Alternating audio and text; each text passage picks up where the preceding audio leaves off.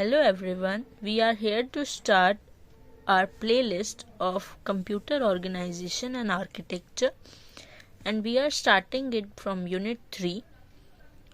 So the very first topic of the unit 3 is instruction types. To understand that topic, we firstly need to understand what is instruction. So let's start. Instruction.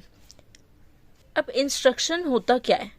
अब हमें अपने processor से अगर कुछ काम करवाना है तो हमें उससे क्या काम करवाना है वो हम बताते हैं as instruction. So what is instruction? Instruction क्या होता है? हम कमांड दे रहे हैं प्रोसेसर को कि आप ये इंस्ट्रक्शन या ये काम एग्जीक्यूट कीजिए. ये इसको हम कहते हैं इंस्ट्रक्शन. अब अगर हमने 2-3 इंस्ट्रक्शंस देने हैं, जैसे सपोज हमारा एक वेरिएबल है A 2 और B है 3 और हम चाहते हैं कि इस पे हमारा ऐड परफॉर्म हो, सब्ट्रैक्ट हो, तो what is this? This is instruction set. हमारे इसमें 2 या 2 से ज़्यादा इंस्ट्रक्शंस इंक्लूड हो सकते हैं. अब बात आती है कि इंस्ट्रक्शन दिखता कैसा है. हम तो कह देते हैं कि प्रोसेसर सर आप कर दीजिए ऐड, अब कर दीजिए सब्ट्रैक्ट, लेकिन असल में वो प्रोसेसर के अंदर इंस्ट्रक्शन जाता कैसे है? तो उसमें ये 4 पार्ट्स होते हैं: opcode, source operand reference, result operand reference and next instruction reference. So what is opcode? Opcode होता है कि हम अपने इंस्ट्रक्शन जो दे रहे हैं हम उसमें बताएंगे कि हमने जो वैल्यूज दी हैं उस पर कौन सा ऑपरेशन परफॉर्म होना है. अगर हम ये वाला इंस्ट्रक्शन की बात करें ऐड ए बी, तो उसमें हम बता रहे हैं कि ऐड करना है. सो what is the opcode? It will be plus. Source operand reference क्या होता है कि हम ये बताते हैं कि हमें कौन से ऑपरेंड्स पे ये ऑपरेशन परफॉर्म करना है, उसका हम रेफरेंस देते हैं सोर्स ऑपरेंड रेफरेंस में.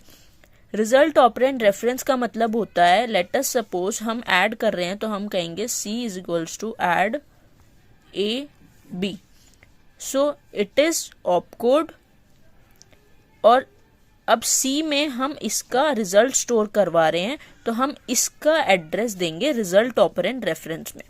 नेक्स्ट इंस्ट्रक्शन रेफरेंस होता है कि अगला इंस्ट्रक्शन का रेफरेंस देना. वो कुछ ऐसा दिखता है हमारा instruction: opcode, operand reference and operand reference. This is source operand reference and this is result operand reference.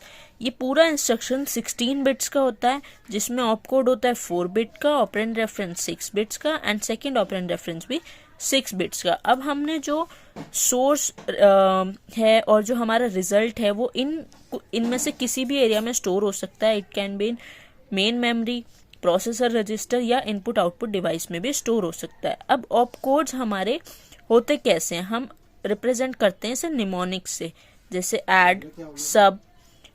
हमारे सिंपल इंस्ट्रक्शन का जो लेआउट होता है हम उसे कहते हैं इंस्ट्रक्शन फॉर्मेट. ये एक लेआउट है, हम इसे क्या कह रहे हैं? Instruction format. Now get back to our main topic, types of instruction. 3 तरह के इंस्ट्रक्शंस होते हैं: data transfer instruction, data manipulation instruction and program control instruction. So data transfer instruction क्या करता है कि अगर हमारा एक जगह से दूसरी जगह पे डेटा ट्रांसफर होना है या इधर से इधर ट्रांसफर होना है, तो ये सारा कंट्रोल किसके हाथ में है? डेटा ट्रांसफर इंस्ट्रक्शन के हाथ में. डेटा ट्रांसफर इंस्ट्रक्शन बताएगा कि हमें कहाँ से कहाँ डेटा को ट्रांसफर करना है. और जैसे सपोज बाइनरी नंबर है 1001, हमारी ये इंफॉर्मेशन, हमारा ये डेटा इधर से इधर ट्रांसफर होना है, तो एक्चुअल डेटा ये ही ट्रांसफर होगा, कोई चेंजेस नहीं होंगे.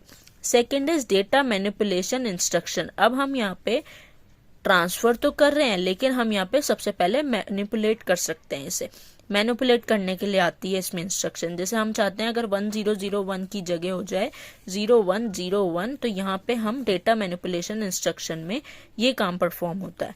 प्रोग्राम कंट्रोल इंस्ट्रक्शन में आता है कि प्रोग्राम को कंट्रोल करने वाला इंस्ट्रक्शन, कि अगर हम चाहते हैं कि हम कोई चेंजेस बोलते हैं जो हम एग्जीक्यूट करवाना चाह रहे हैं उसमें कोई चेंजेस चाहते हैं, तो वो क्या करता है?